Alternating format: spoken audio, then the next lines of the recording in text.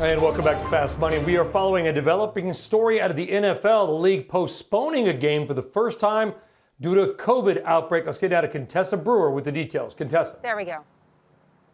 Well, Brian, NFL has postponed Sunday's game between the Pittsburgh Steelers and the Tennessee Titans because 3 Titans players and 5 team personnel tested positive for coronavirus. Now, this outbreak shut down in-person club activities for Tennessee and for Minnesota because the Vikings had just played them last weekend. I mean, this is exactly what sports betting companies have worried about. They've seen a rush of gamblers with the kickoff of the NFL season, but if the season gets disrupted, well, so do the bets.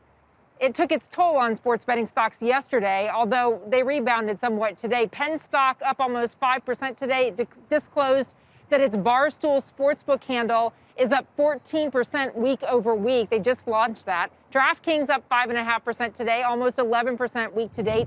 MGM down week to date with a portfolio that is diversified well beyond sports, but certainly it was an early adopter here and a major player and competitor for sports betting.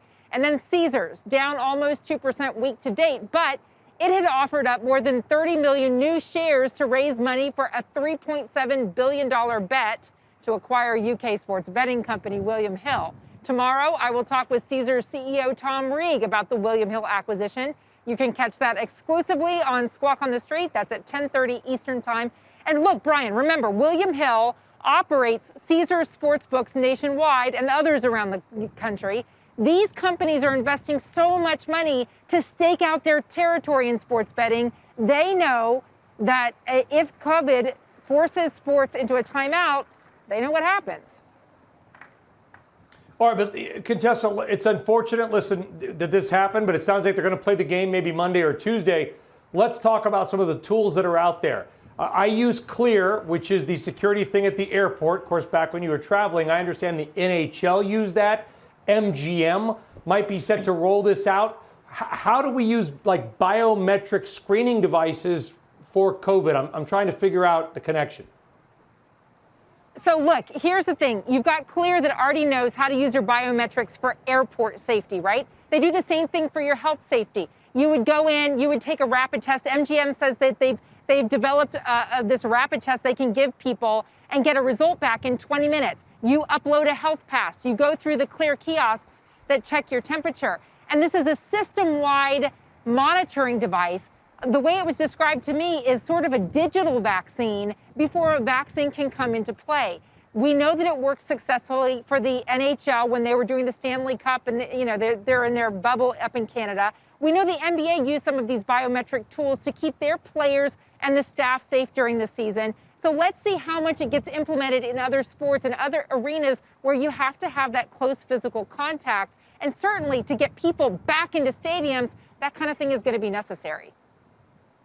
Good, Contessa. Thank you very much. Appreciate it. Tim, my take in the stock, DraftKings rose today. I thought, well, if they play the game on Tuesday, that's kind of cool as long as everybody's okay, because then we have something to do on Tuesday besides watch the Yankees, which could lead to more betting.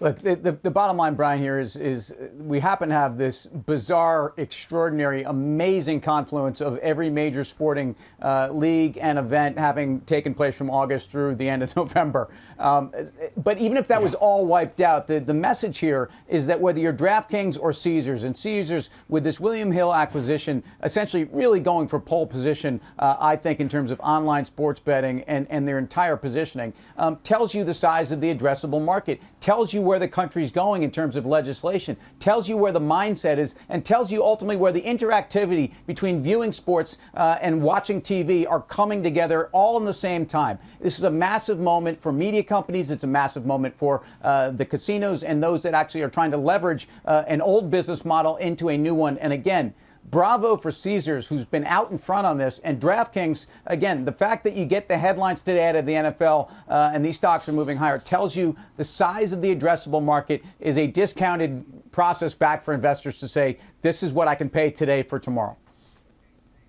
Yeah, I think Caesars, to Tim's point, is sort of the cold trickle of this whole thing, but DraftKings is the Rowdy Gaines for you Days of Thunder fan, and I know you guys and gals are out there. And we've said this for a while now that they could cancel sports tomorrow and DraftKings rallies, and to a certain extent, when you saw that headline today, you saw in microcosm what could happen. Meanwhile, Needham upgraded the stock, put a $70 price target on DraftKings. And I understand why you would not like the stock on valuation, why if you've enjoyed the run, you'd want to sell it. But I think the stock continues to go higher, to Tim's point. Yeah, stock's up 450% so far year to date as well. Looks like that game could be played on Tuesday. All right, guys, thank you.